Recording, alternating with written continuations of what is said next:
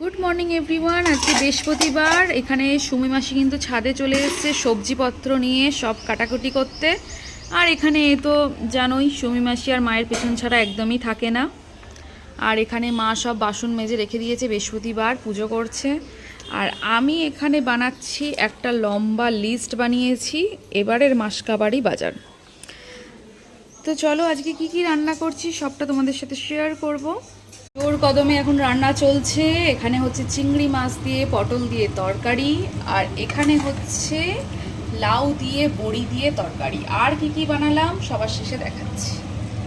আজকের menu steam rice, এখানে আছে পটল আলু চিংড়ি মাছের তরকারি, আর এখানে সুন্দর করে বড়ি দিয়ে আলু দিয়ে ধনেপাতা দিয়ে কাঁচা লঙ্কা দিয়ে লাউ বড়ির তরকারি, একটা আদরের মাছের ঝোল। ও এটাই দুবেলা খাবে, মাছের ঝোল। আর আমাদের আছে একটু লাল শাক ভাজা। এটা থেকে দেখছি যদি আদরকে একটু কিছু খাওয়ানো যায়। এই হলো আজকের মেনু। লাউটা কিন্তু মা বানিয়েছে, পটল চিংড়ি মাছের ঝোল আর শাক ভাজাটা আমি বানিয়েছি। চলো এবার খাওয়াটা শুরু করা যাক।